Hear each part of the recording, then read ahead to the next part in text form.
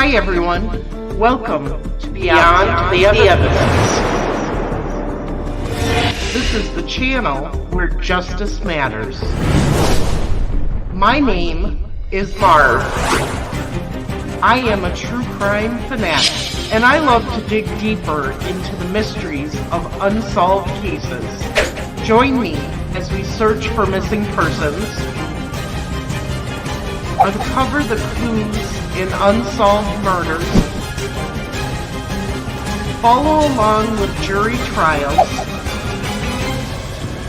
and we'll be a voice for the voiceless. I'll share with you the facts, the theories, the clues, the evidence, and the controversies that surround these cases. This is Beyond the Evidence.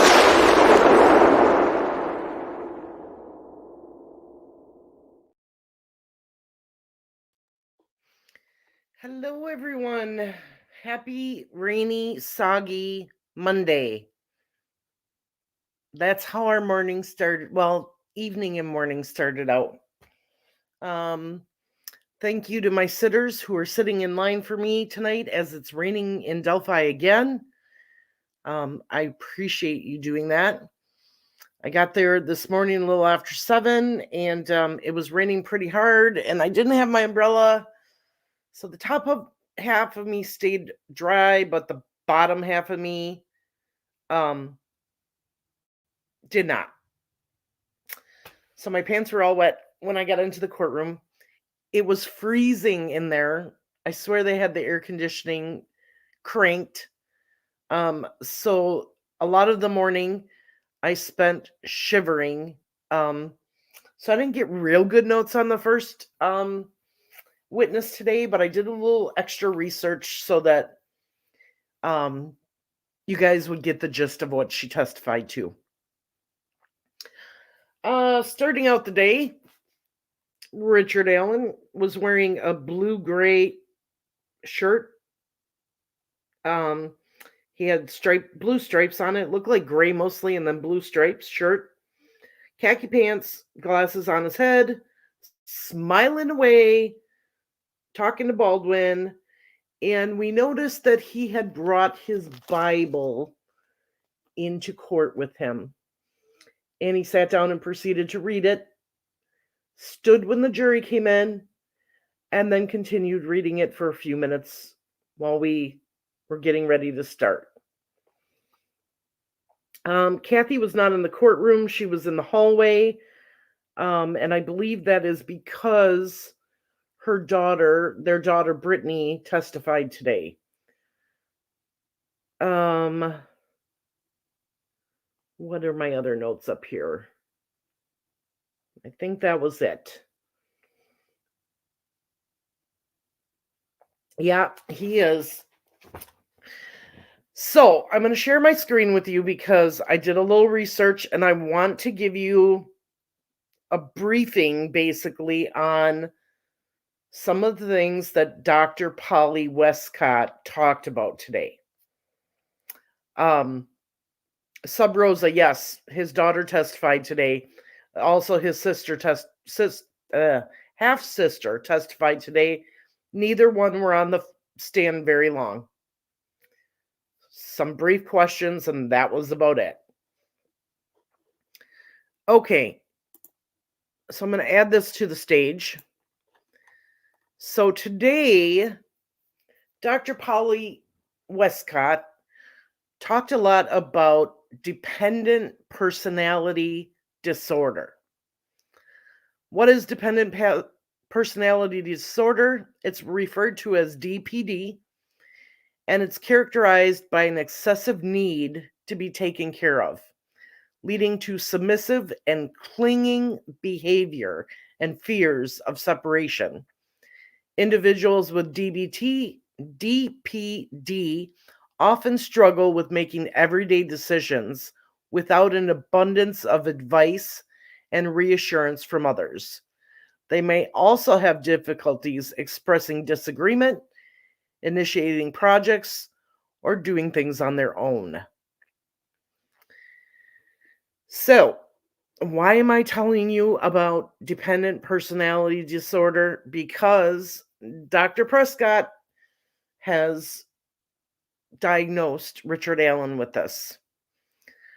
So, how do individuals with DPD behave, especially when they're away from their primary support figures? They often experience intense anxiety, helplessness, and fear of being unable to care for themselves. This dependency can severely impact their ability to function independently. Now, according to what I've read, this can make any and everyday actions a person takes difficult for these people. So, incarceration can amp up these feelings, leading to severe stress, and in some cases, even a psychotic break. This could manifest as delusional thinking or hallucinations, particularly if they feel isolated or abandoned. Now, one of the things with the diagnosis is she said this was dependent personality disorder with psychosis. So I wanted to get you some information on psychosis. So psychosis is a mental health condition characterized by a disconnection from reality. People experience psychosis might have hallucinations, such as hearing voices or seeing things that aren't there, or delusions, which are strong beliefs that aren't based on reality. These symptoms can severely impact a person's ability to function and make sense of the world around them. It can be triggered by various factors, including severe stress, trauma, substance abuse, or underlying mental health disorders like schizophrenia. In the context of DPD, severe stress or isolation, such as being incarcerated, can sometimes, keyword, sometimes trigger a psychotic episode. So I heard a lot about this word malingering. And I'm like, what is malingering exactly? So I'm going to tell you. Someone with DPD fakes symptoms to gain attention or manipulate their situation. Yes, it's possible. This behavior is known as malingering. So they gave it faking a fancy name called malingering. In a prison setting, an individual might feign symptoms to receive better treatment or be moved to a different facility. Now, we know that Richard Allen asked for two things and continually asked for two things while he was in seclusion. He wanted to have visits with his wife, and he wanted to be transferred to a different facility. So remember that. Mental health professionals use a combination of clinical assessments, behavioral observations, and contextual factors to distinguish between genuine mental health issues and malingering. For example, they look for inconsistencies between reported symptoms and observed behaviors. They use psychometric tests like the structured interview of reported symptoms and assess the individual's history and motivations. I also put some information in here about objective personality tests and their role, because this doctor talks about this test. So these standardized psychological assessments measure various aspects of a person's personality in a consistent and unbiased manner. Tests like the Minnesota Multifaceted Personality Inventory and the NEO Personality Inventory are commonly used. These tests help clinicians diagnose personality disorders including DPD, by assessing traits such as excessive dependency and submissiveness.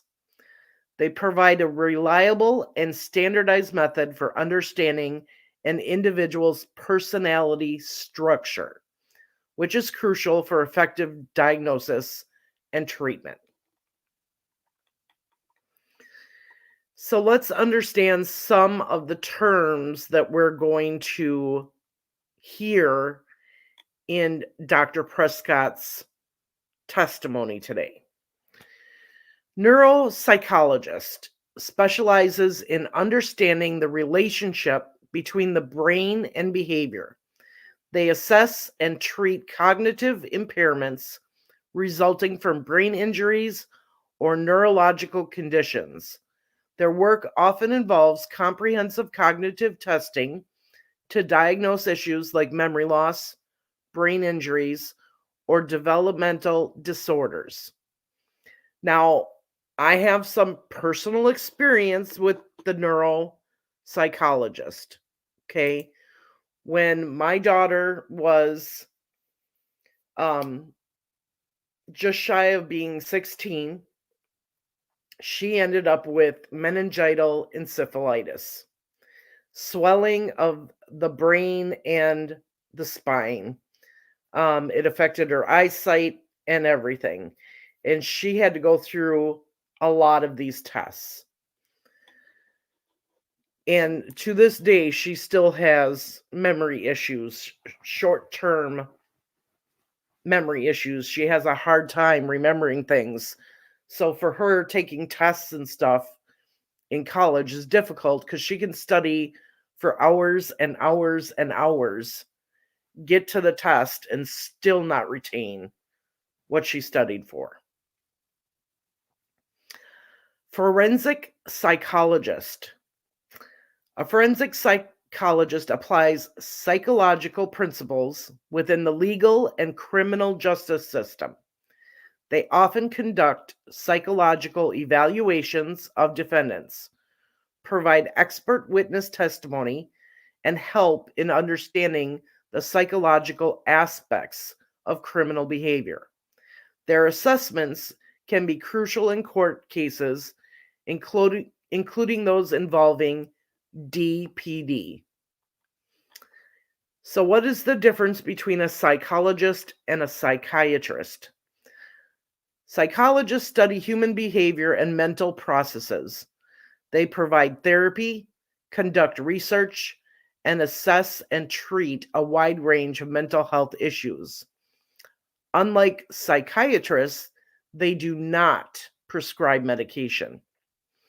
A psychiatrist is a medical doctor who specializes in mental health.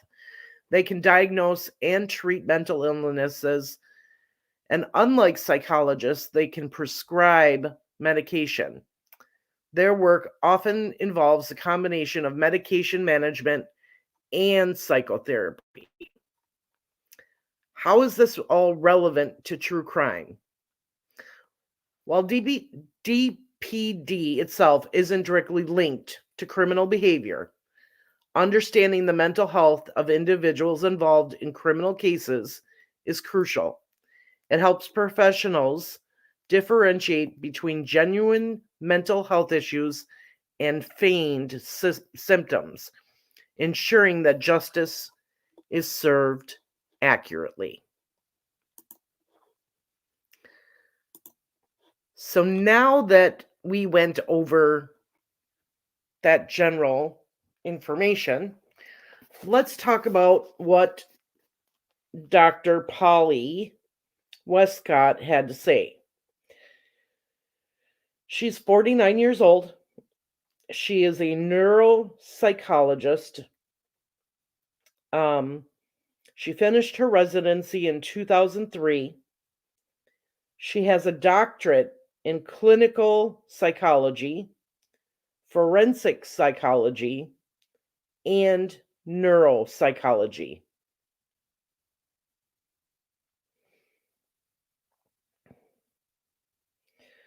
So once again, we gave you the definition of the forensic psychologist and the neuro. She is paid $450 an hour. So remember, this is the defense witness. They need somebody to come in and say the opposite of what Dr. Walla told them. So that's important. She worked on criminal cases, brain, mental health issues. Part of what she does is make sure that the person knew right from wrong. They understand what is real or what is not real. She's worked for prosecutors and the defense team, and she's testified 72 times. In the courtroom, probably 25 to 30 times. She worked with prisoners starting back in college. The unit that she worked in housed them and stabilized them. She did evaluations at the prison and conducted testing.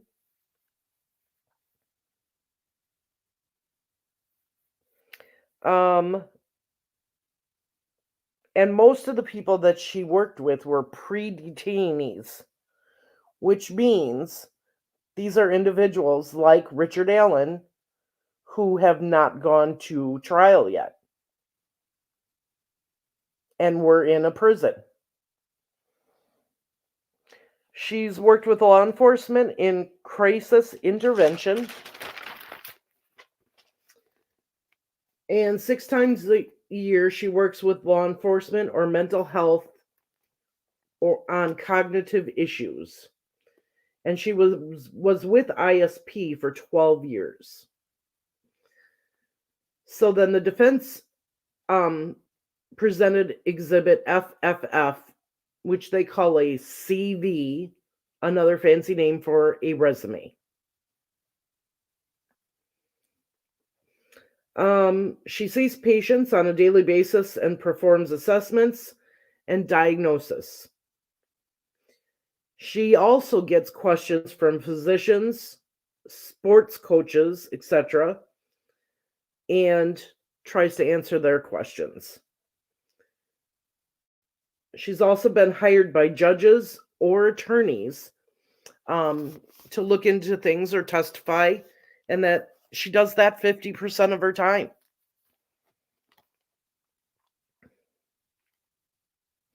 So what kind of things did she look at? She looked at the concerns in behavior, prior mental health history. So she got Richard Allen's prior mental health history, any neuro evaluations, and then she offers her opinion on his decline. She reviewed all the records and health history records, treatment records, videos of him in the prison, any phone calls he made, and any of the safekeeper records. So she looked at anything and everything of Richard Allen that she could. And she also spoke with his family members. She says they typically don't have video footage. She got to see 20 hours and notes from the safekeepers, and this was helpful to her.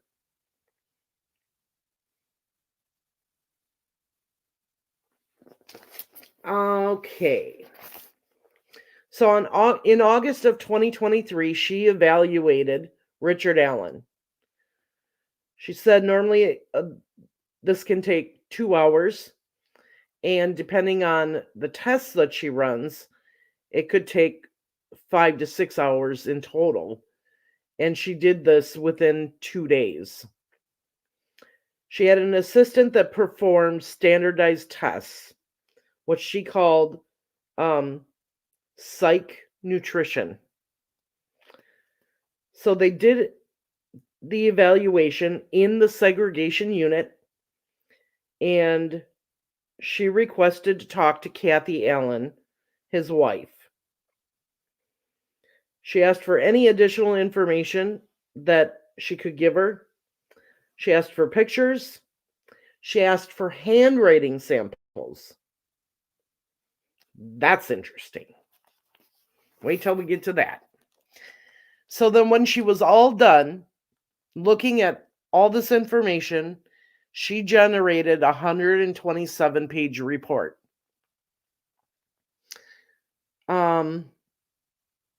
She said it was a chronological summary. Extensive mental health. So since he was a child, he's been having anxiety fears.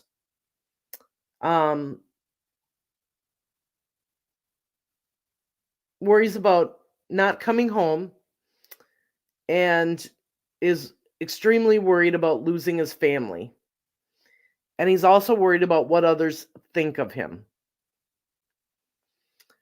Some of the things that can be done for anxiety is to be put on medication, which she said he has been throughout his lifetime. So when people are highly anxious, they can fall into depression. And they feel worthless. Feel like people don't like them. They want to die. And she said he was seen throughout adulthood to get medications and updates on his medication.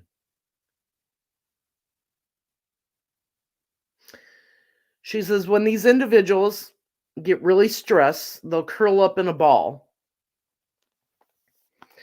And then she gave us 6 things to think about, or 6 conditions that she saw in him. So the first one was failing at work and not being able to do well in his job. She said he's had 3 jobs. He's responsible, and he gets promoted at these jobs. The promotion and the extra responsibility causes more stress, anxiety, and depression, and he can't handle that stress. She says the wife puts him back together and makes him feel better. So a lot of us talked about how it seemed like Kathy was an enabler. Well, in this situation, she's his fixer. She makes him feel better by telling him he is a good father, he is a good husband, he is a good worker, things like that. And he continually needs this reinforcement.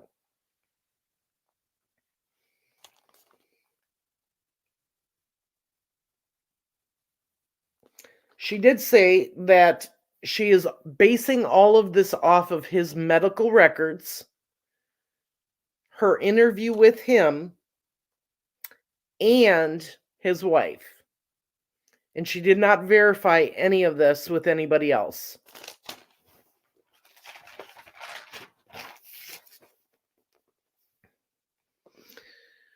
She says Richard has always suffered from the anxiety and depression. There's periods of time where the symptoms are improved. And at one time that he actually moved away from his family and declined mentally, and then moved back, and Kathy was able to help him and make him feel better about himself. So this is where she says she has diagnosed him with dependent personality disorder. He needs people around. He relies on his wife and mom for reinforcements, can't function alone, or even make decisions alone.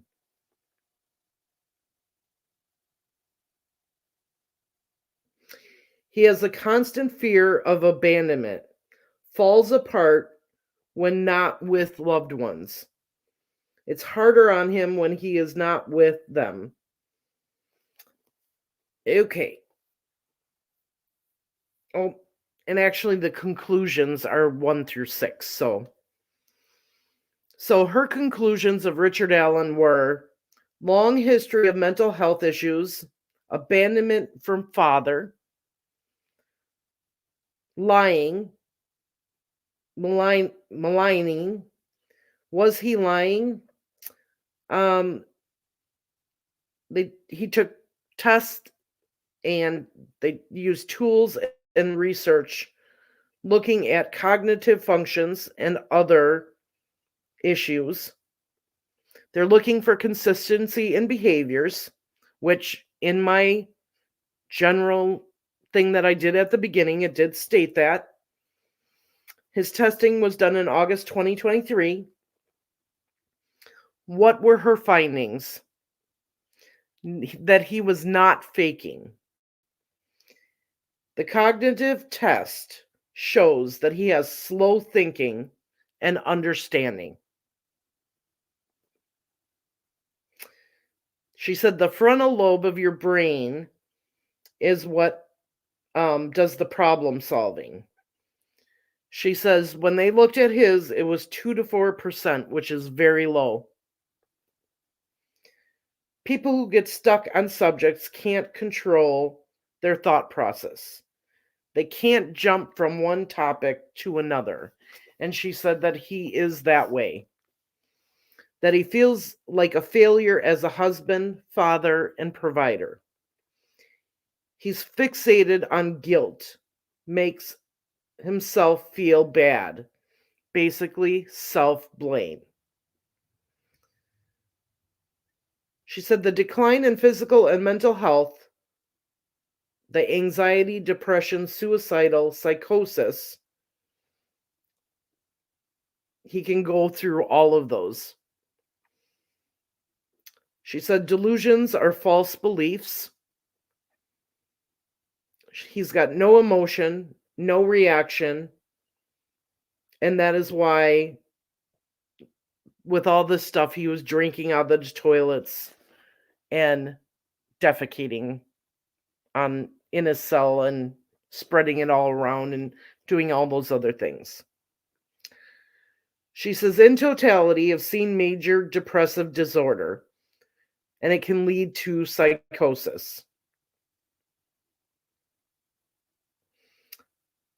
When hitting high levels of stress, can't deal with it. He thinks people don't like him. Separation and more stress will change the chemistry in his brain and bring on psychosis. So I just want to stop and look at the comments here because I'm sure there's tons of them. Oh, and I forgot to do the top 5 tonight. So let me do that real quick. Ink Twin 9, your channel rocks. Thank you so much. Tina Stair, good evening. Misty Free Spirit, hello everyone. Stephanie Pisoto, hello. And Gail, hi Marvin chat. All right. It's raining there too. Oh yeah, it's raining here. Yes, he's definitely said he has found God.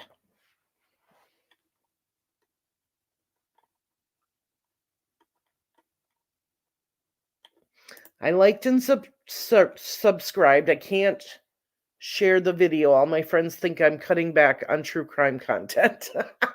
I understand. Just give each one of the videos a like and comment down below, and you're good. We don't want to get you in trouble. Is this Richard Allen speaking in the video? What video are you talking about, Bill? No, she did not. She said that she did love him.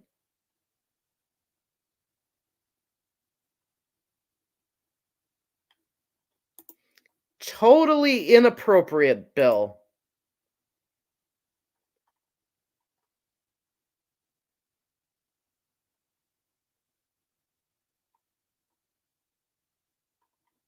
You call it codependent behavior. Yeah, definitely mama's boy, and but he's still got that same attachment not only to his mother but his wife.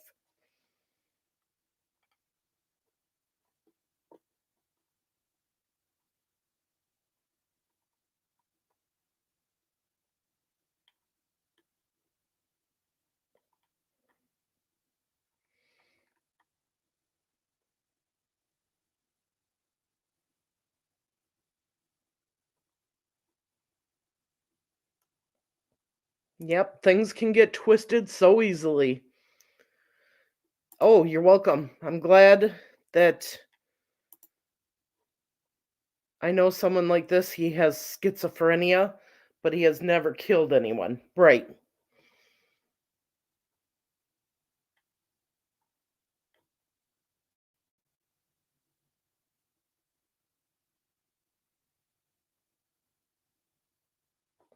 Yeah, this is completely wrong. She said yes, that she loved him.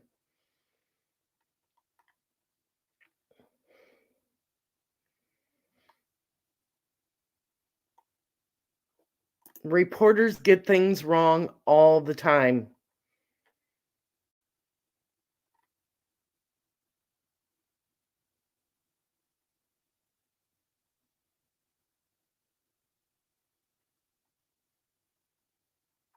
All right.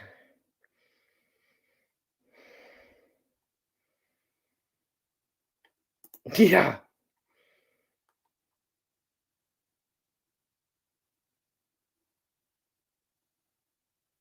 that is a big thing to me too, is she did say to him, "You didn't tell me you were on the bridge. You told me you were on the trails."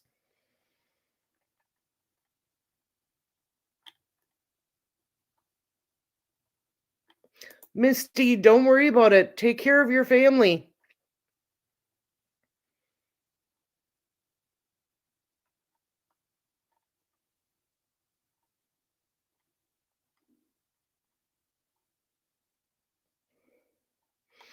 I was in the morning session today, but I did not get into the afternoon session.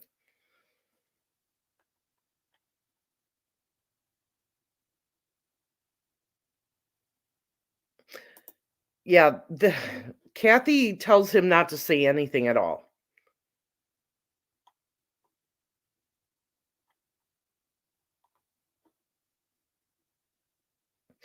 Yeah, he was, and they did say they can function.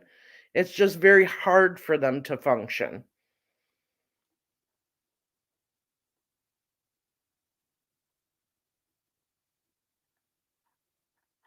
That's a good idea, Stephanie. Maybe something like that'll come out on the rebuttal part for the prosecution.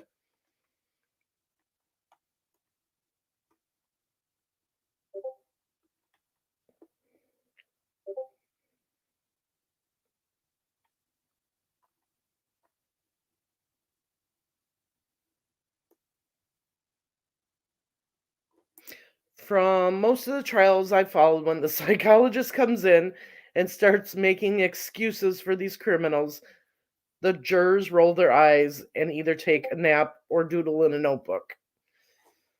Yeah, I don't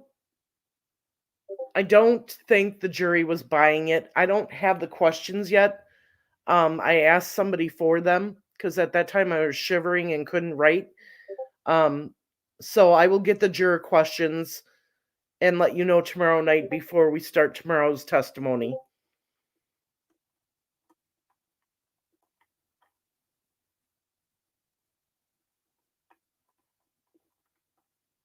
No conscience. Yep. And I think that is what the prosecution really needs to hammer on when they do their rebuttal case. Okay, he may have this disorder and everything, but this man is quick to anger. And it's the anger that makes him do these other things.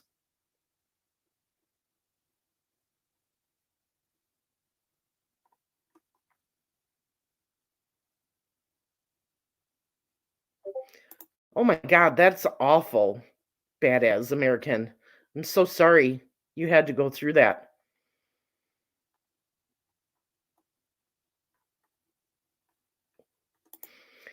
Yeah, there's definitely some issues with them. But the question is did this mentality of his mental health force him to go and kill two girls? Absolutely not. He chose to do that on his own. The mental health issues didn't make him do that. He wasn't hearing voices or anything like that. So, even though this doctor is stating all this stuff, they're making it sound just awful for him. But in reality, he was able to live a normal life, go out drinking, do all these things. And he chose to go to the trail that day. He chose to trap Abby and Libby at the end of the bridge and force them down. He chose to try to essay them. And then when he got spooked by the van coming up the driveway, he forced them across the creek and brutally killed them. And then waited there to make sure that they had expired.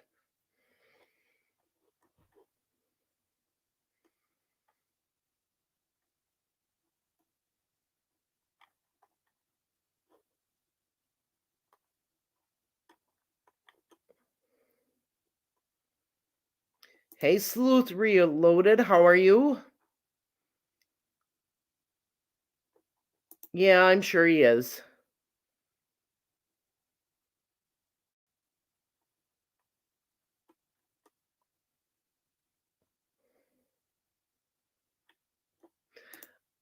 You can see that some jurors are not falling for this by their questions to the witnesses, okay? And like I said, tomorrow I will get the questions and I'll let you know what they were. But you'll see by the questions they're not falling for it. But I can't say that for all the jurors. Because a lot of them are stone-faced and do not let you know what they're thinking or anything like that.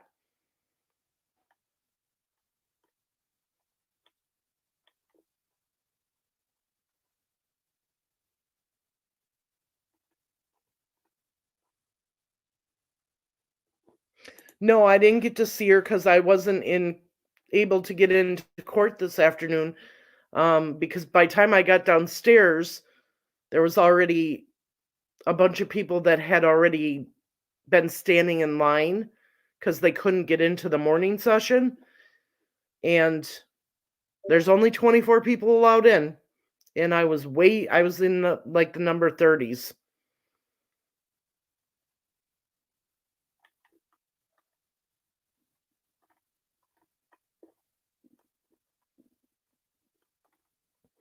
That could be.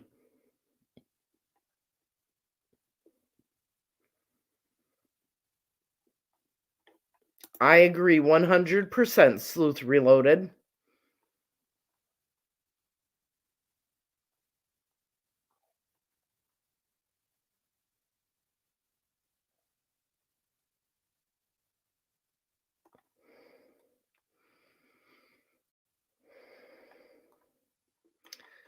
All right. So let's talk about the next part. Now, I told you she wanted handwriting samples, right? Well, she got the letter from November 2022 asking for help and the letter stating that he wanted to confess to the warden. Now, according to her, his handwriting changed in both of those documents. The structure of the letters were important to her. You can see through the process, spelling, punctuation. She's looking at sentences and what they're saying. She said his handwriting is not consistent. There's no grammar and punctuation, and the signature changes. And that he does not have full letter construction. Well, I can tell you that my handwriting is not consistent. A lot of times I don't use grammar. I try to use punctuation, and that my signature changes all the time, and I'm just fine. So I kind of got a kick out of that one. That made me laugh. I don't know about the rest of you, but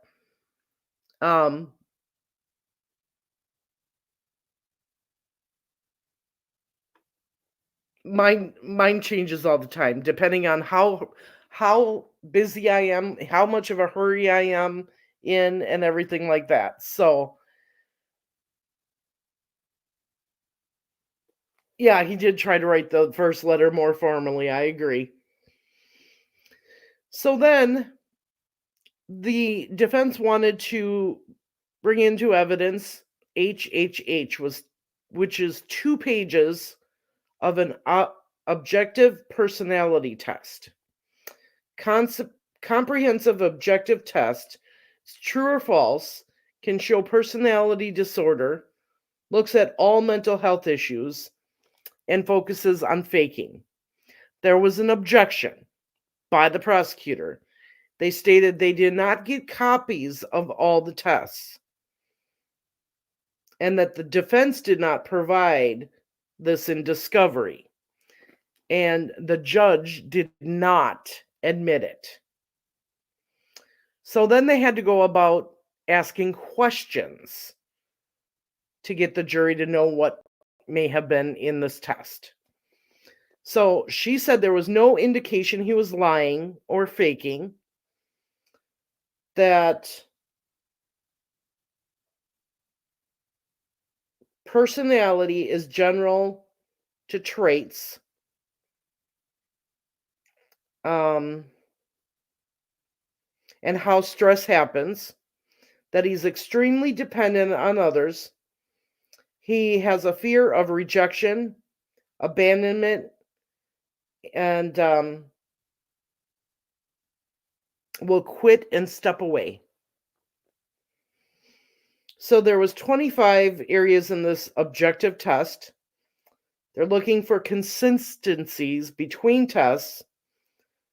The depression is the same level between multiple tests. Stress most likely to decompensate and have him enter into psychosis. She said December through March 2022 to 2023, he had a loss of emotional reaction, mumbling, and keeping to himself. So April, May, June 2023, he was in psychosis, and June and July, he started coming out of it.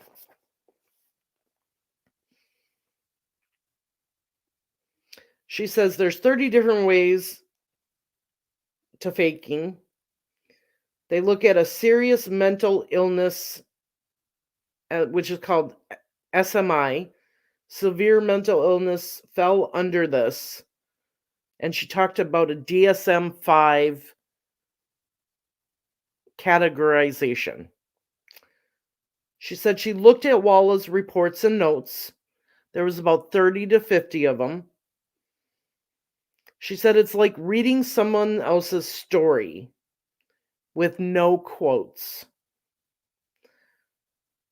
She says all of the confessions have a narrative, and there's no logical conversation.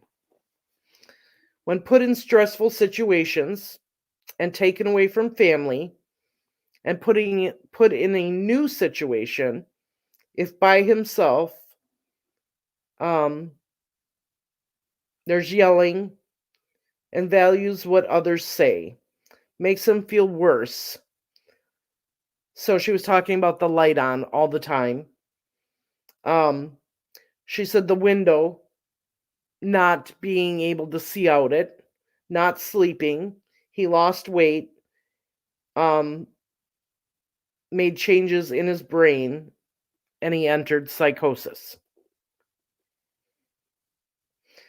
So she said with medical issues, medication and drugs can put in psychosis or delirium. Delirium found in segregation, and then that's what she characterizes the whole feces and toilet drinking as delirium.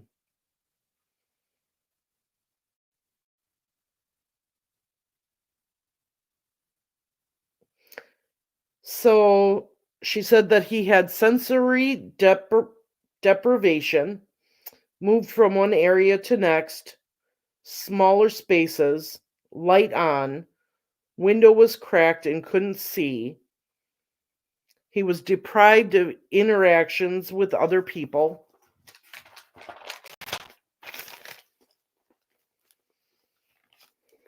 And then the prosecutor said, well, actually, Dr. Walla met with him daily.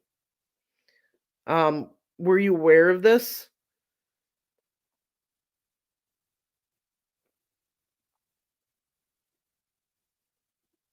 And she said, well, she was aware that Dr. Walla may come in for 15 minutes and see him here and there, but she wasn't aware that she was seeing him daily for an hour. She said the records didn't show this. But she only looked at 30 to 50 reports from Walla and only saw a small estimate of the reports. There were hundreds of pages of reports.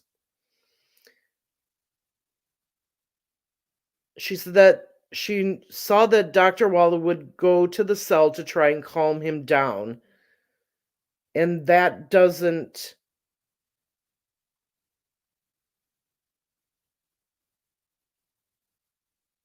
this witness does not count that as like a visit for the day. It was just her trying to calm him down.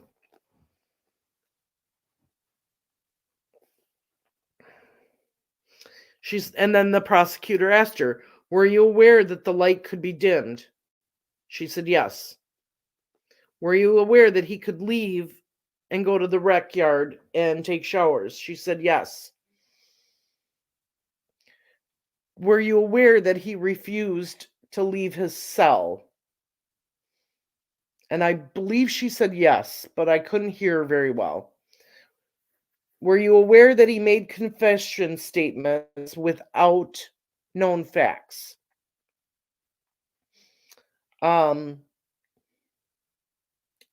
then there was no evidence for deception or malingering.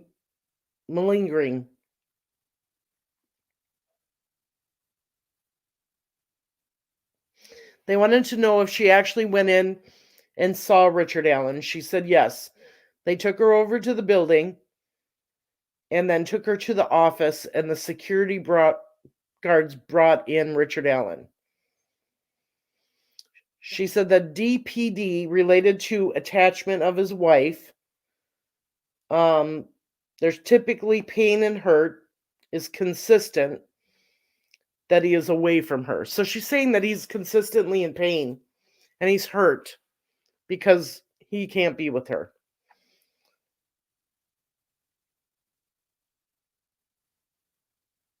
And then she said that the person he was with, who was like his wife, who was Dr. Walla, she's the only person there trying to talk to him.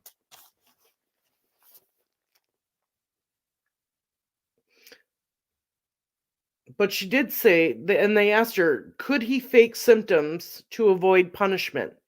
And she said yes.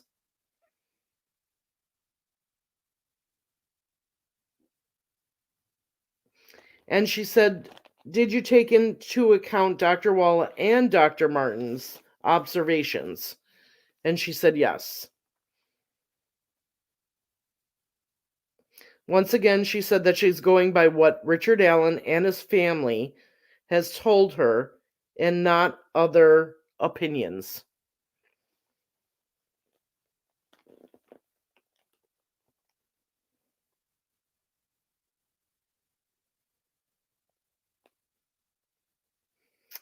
So she said anxiety and depression as a child would it cause them to commit crimes as an adult? This was one of the jury questions. And she said it depends on the situation.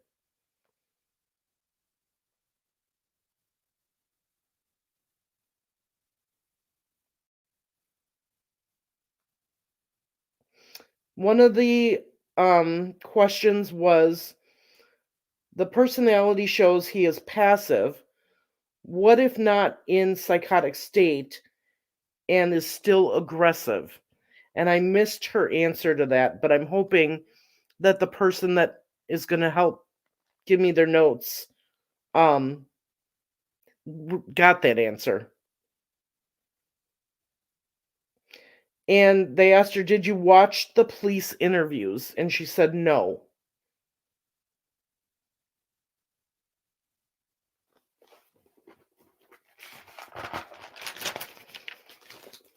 Um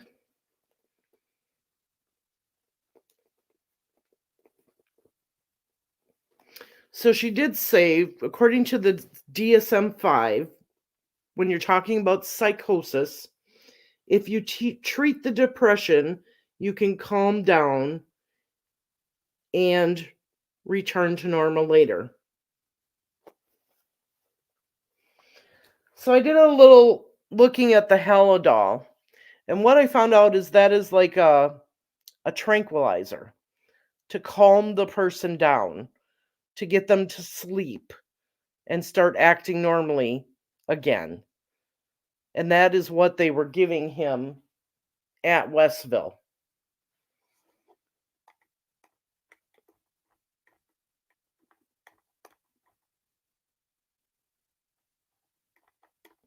You know, um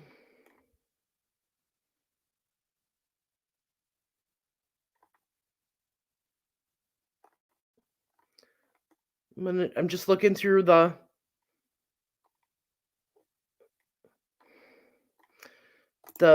comments here. If he pled sanity, they're still going to stack those years on him. I know how the state of Indiana works, and with 4 murder charges, what it has been upgraded.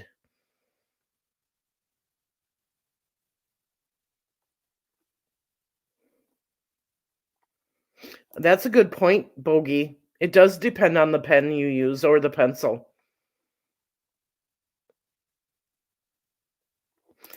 When law enforcement first brought him in, he adamantly denied that he had anything to do with the murders. Later, he's arrested and charged. I bet that's never happened in the history of LE before. Oh, I'm sure it has.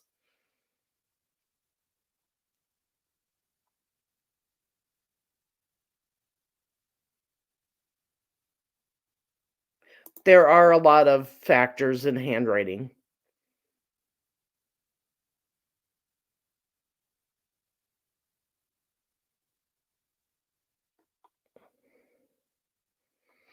Sometimes I forget where the punctuation goes. That's my problem, too.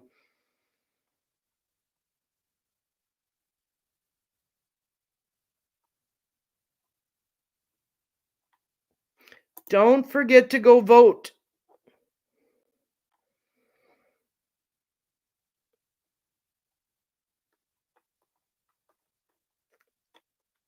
Let's see. Dr. John made a great point about RA when confessing to wife, and she said, "No, you didn't," that he insisted and persisted he was telling the truth.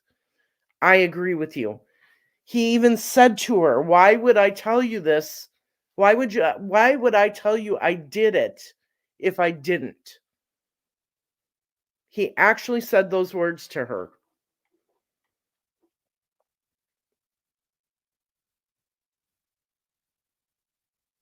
A lot of people think that is true, that Baldwin and Rosie told him to act mentally ill.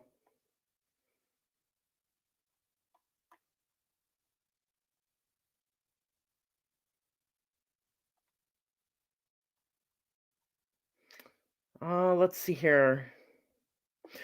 This was my thought too. I haven't heard anything from any of the psychologists for the prosecution or the defense talk about his chronic alcoholism. That had to have an effect on him.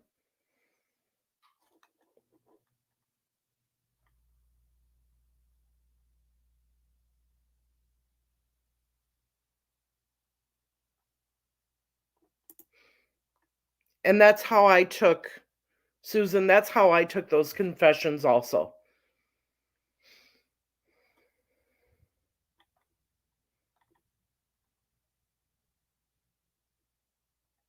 How do you have sensory deprivation with a tablet, daily Dr. Wall visits, and sitters? Right. So it's not like he didn't have any human contact. He did.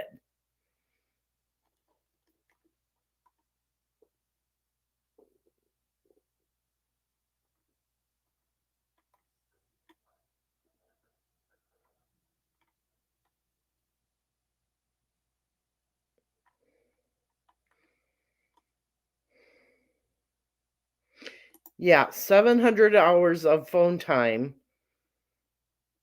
is a lot.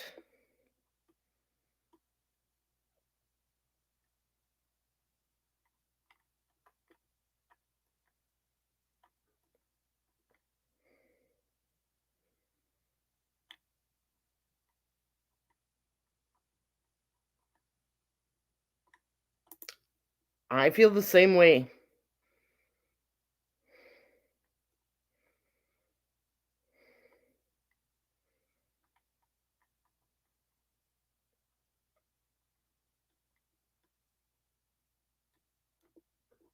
You're welcome, Wendy. I'm glad that you guys are liking the content and what I'm trying to do here. I got another special thing that I'm going to work on once the trial is done. I'm going to try to create an actual transcript of each witness. Some are better at doing the questions and answers than I am. So I'm collecting a few people's notes that I know are good at that. And once the trial is all over, I will try to actually write up a transcript for you guys.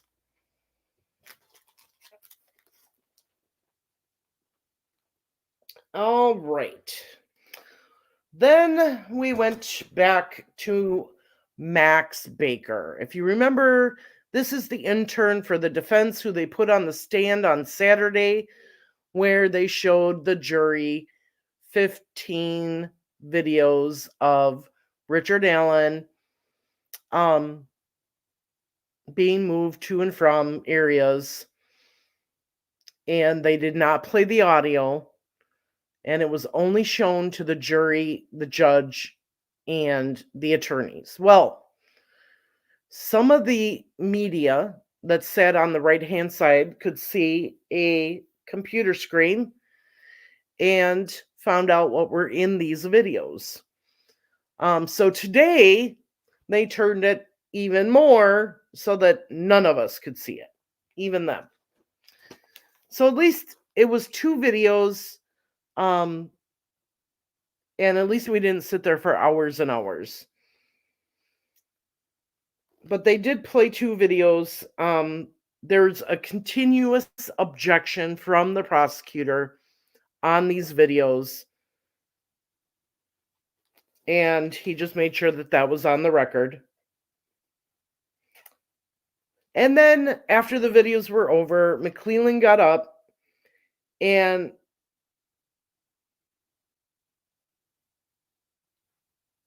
he kind of went after Max. He said, "You took all these videos of Mr. Allen in a cell and you believe Richard Allen is safer in a cell rather than Gen Pop?" Immediate objection from the defense. And he says, "How many hours have you watched?" And Max responded with hundreds. And then Nick McClelland says, "And you chose 15 videos or 15 movements and 2 videos today, and they were the most important to you to gain sympathy for Richard Allen." Immediate objection. And Max said, "No, I wanted to show different aspects of prison life. Meeting Wallace, showing that he was tased, etc. Gave an accurate viewing or showing how Richard Allen's mental health was." And once again, Nick McClelland made a comment of, "Isn't it true that you did this just to have the jury create sympathy?" Objection. And then he said to Max, "Richard Allen is not the victim, correct?" And Max said, "Correct." And then he said, the question to him was, "Did you pick these videos to show the truth?" And Max said, "Yes."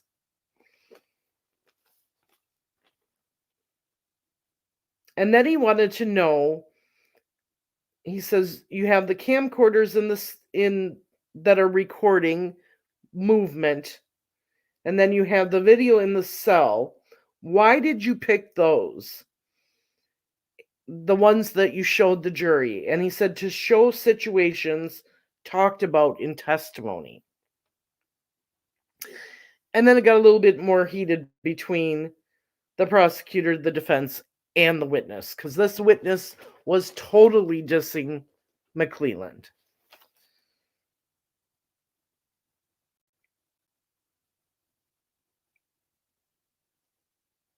Okay, so the next person that testified was Jamie Jones. And this is the half-sister of Richard Allen. They asked her, "Did Richard Allen ever molest you?" No. She said that she loved her brother and would never lie for him. She said that he is her half-brother and that they have the same mother.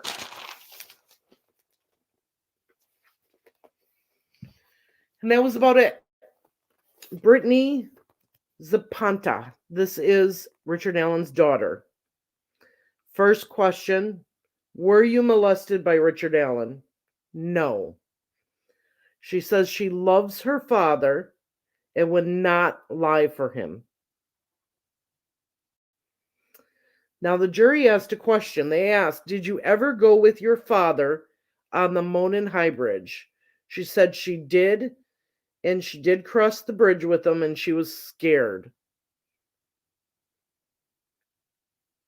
So like I said, we were thinking there was going to be some big testimony from Brittany and the sister, kind of like the whole Doug Carter situation. 5-6 minutes on the stand, that was it. They then put Shelby Hicks on the stand, and this is the young lady from Monticello, and her boyfriend at the time was Daniel Pearson. If you know about this case, we have heard a lot about Daniel Pearson. He was actually falsely implicated to be BG at one time. She testified that they went on the Monon High Bridge after the state says the crime took place. She didn't see anything or hear anything. The defense theory is the girls were abducted and taken in a car, and that is why the phone stopped moving at 2:32. So they were trying to see if she saw or heard anything at the time that she was at the bridge. And she said she did not. But it was well after the time that the crime had taken place. So she wouldn't have heard anything and she wouldn't have seen anything. So I don't know exactly how her testimony was even relevant. I'm still trying to figure that one out.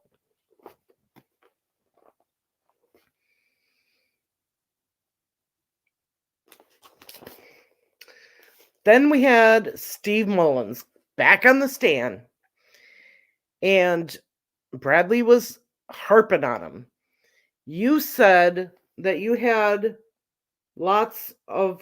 there was lots of questions about the logs that they kept.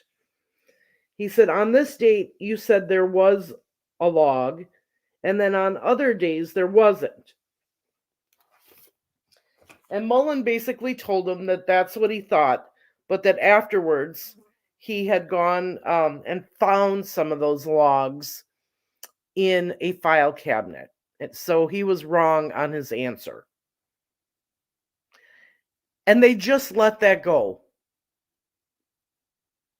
They didn't really ask him anything else about it. Like, well, when you found those logs, why wasn't that turned over as discovery?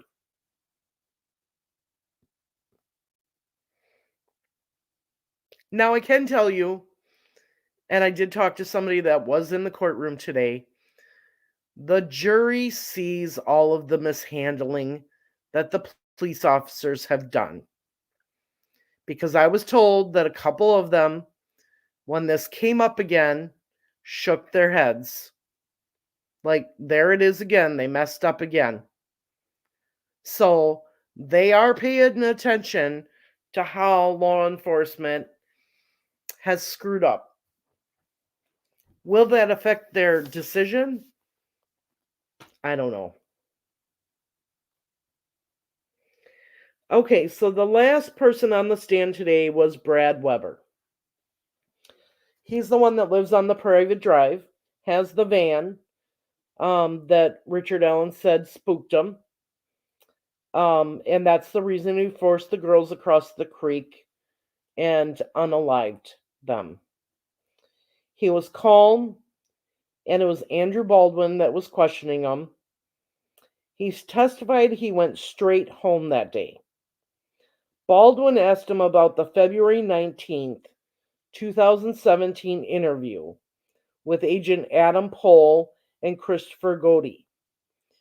In that interview, it states that he might have went to check on his ATM machines. Now, he serviced 20 to 30 ATMs at that time, and he said the only time he had to go service them is when they were out of money or he had to put new paper in for a receipt. That this is not something that he did on a daily basis. And that he knows for a fact that day he went straight home. And they asked him, well, how do you clock out at work? And he said, as soon as you clock out, the door opens and you have to leave. You can't sit there and chit-chat. Because the defense was stating, well, how do we know he didn't stay and talk to somebody or blah, blah, blah. They have to check out or punch out immediately and leave the building.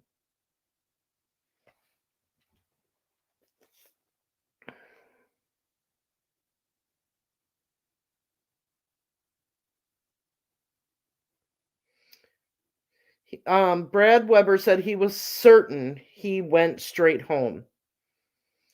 And when McClelland questioned him, McClelland said, isn't it true that there were other interviews done prior to this one, closer to the February 14th date, where you did state when your memory was the freshest that you went straight home? And he said yes. He said he's been interviewed many, many times. And all these, he said sometimes he was talking to police on a daily basis. And Baldwin had asked him why he was mad at him. And he said, because you're trying to tell me what I said when I didn't say it. So Brad was very confident, and he gave it back to Baldwin in a good manner, I think, from what it sounds like.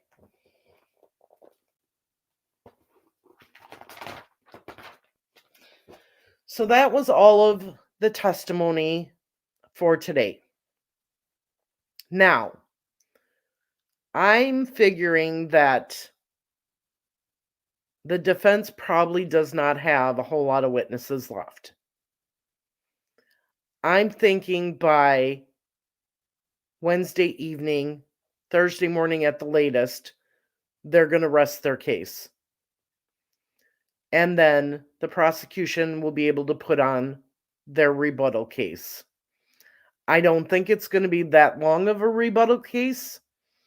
There's just a few things that they have to talk about and have witnesses come on to testify, in my opinion. And I'm confident that this will go to the jury and the jury will get their instructions and be able to deliberate by next Monday or Tuesday of next week. So we don't have much longer to go. We're on the downhill slide. One thing that did happen at the end of court today is that the judge dismissed the jury for the evening, and court ended at about 4 o'clock. It hasn't been ending at 4. It's going till 5, 6. So immediately Baldwin stands up and again wants the third party Odinism brought into the trial. And I was told that Gull shut it down immediately. She told him that he did not prove there was a nexus. There is no proof of these people being in that area at that time. And one of the things that he brought up was, well, Elvis Field said he spit on the girls. Okay, I can say I spit on the girls. Nothing in the pathologist's report said that they found any saliva on the girls. Nothing. I went back last night and looked. It was all blood evidence.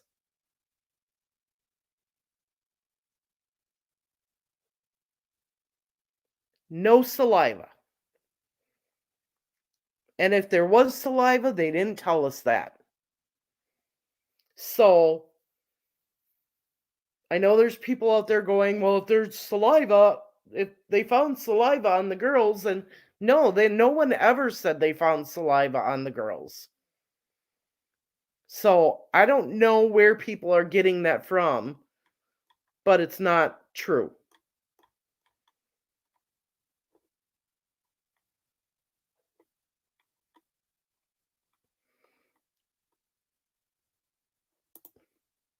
I think he'd been in jail for too long for alcohol withdrawal to play a role. The videos they just played in court were from this year. He's been in custody for 2 years. They were from last year, I believe.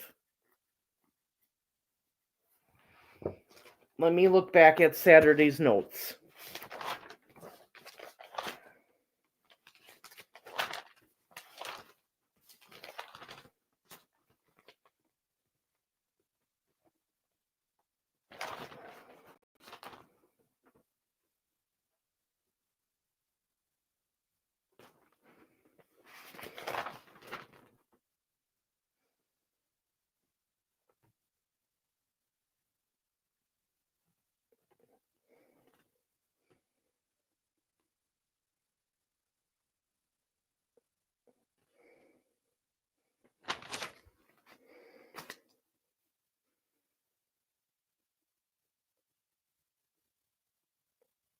I will find out for sure.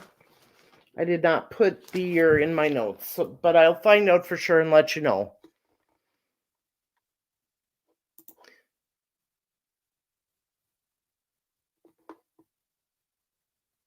Yeah, we don't know if they did or not. There was one woman that was emotional on Saturday when she watched the videos of Richard Allen in the jail. Um, these jurors are very good. They're told not to show any emotion. And they're very good at keeping their faces stoic and not giving away what they're thinking. The only way you can tell what they're thinking a little bit is by the questions they're asking the witnesses. And their questions have all been very good. Some of the questions are when you listen to the questions, it's like they're not believing the defense. And then some of the questions are about how this helped hurt his mental health and everything like that. So it's so hard to tell right now.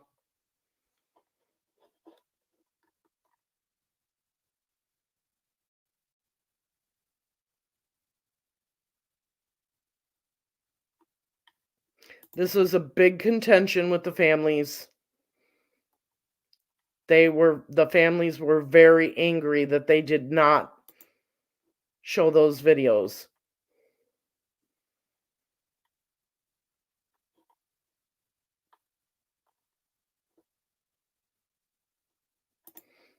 No, his sister's name was his half sister.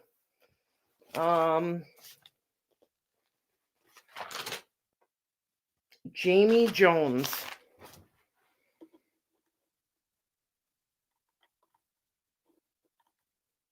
Hi, Melissa. No, that was a different person. There was the sister, the daughter, a Chris, and somebody else.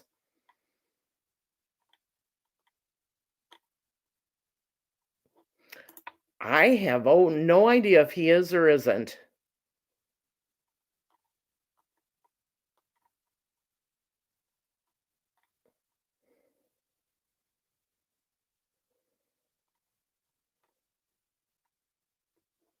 Yeah, that is kind of an odd question.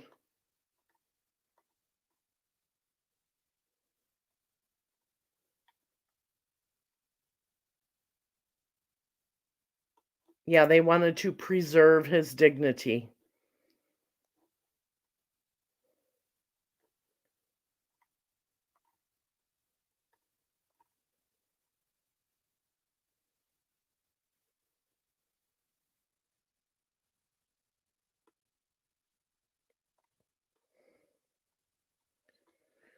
From what I understand, no, she is not going to televise any part of this trial whatsoever.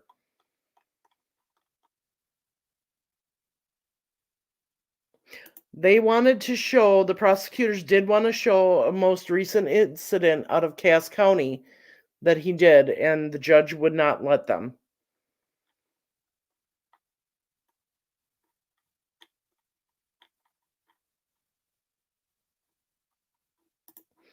What do you mean by did they check the girl's blood?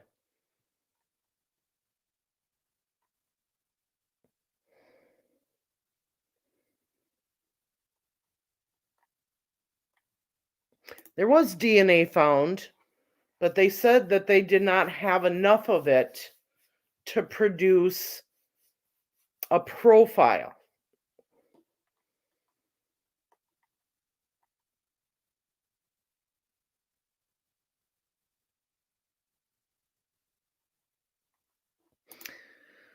Once again, like I said, all I saw them do really is there was a lot of hands on the face.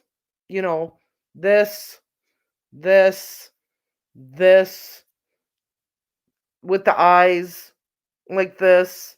Um, the one lady, you could tell she was emotional. She didn't fully cry, but she was on the verge of tears. At one point in one of the videos, 7 out of the 12 jurors stopped watching the video and took notes. So I'm assuming something big happened there. I just don't know what it was.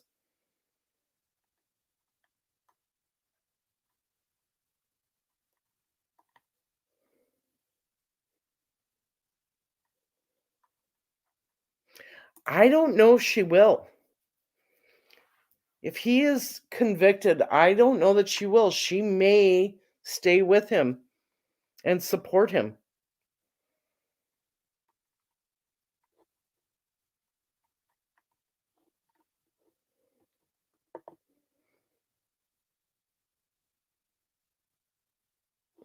Yes, and that is the part that I do not like, Pat. The defense is making this out to be Richard Allen is a victim. He's mentally ill. He didn't know what he was doing, and it's ridiculous because anybody who does what was done to those girls is crazy in my mind, but not crazy to the point where they didn't know what they were doing.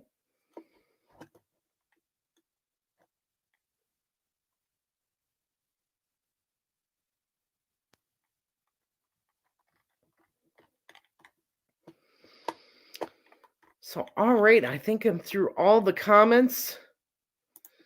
We got this done in an hour and 20 minutes tonight. Well, like I said, court ended early too, so I need to take better. Here's Brandon. Yep.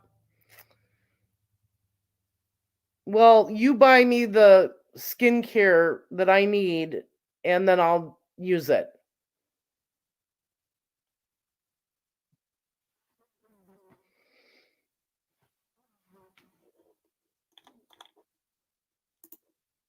But all right, everybody. Once again, I'm getting emails. I'm getting messages on Facebook Messenger, through Discord, everywhere. Thank you for your love and support. I appreciate it.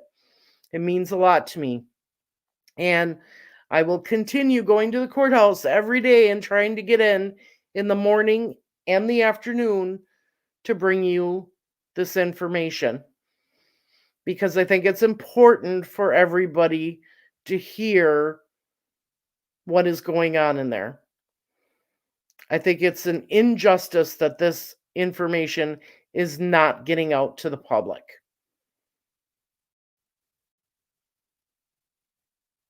So I am off to bed so that I can get up and go in the morning and sit through another day of court.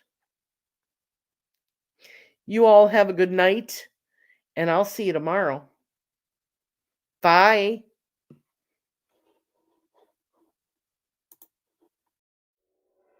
Thank you for watching Beyond the Evidence. Today, I gave you my own opinions and analysis, but I always encourage you to do your own research and form your own conclusions. If you're interested in true crime and want to join me on this journey of discovery, make sure to subscribe and hit the bell icon so you don't miss any of my uploads. If you'd like to support the channel, join our membership, and if you have any suggestions for cases that you want me to cover, feel free to leave them in the comments below. Thank you for watching, and remember, justice matters. This is Beyond the Evidence, and I'll see you in the next video.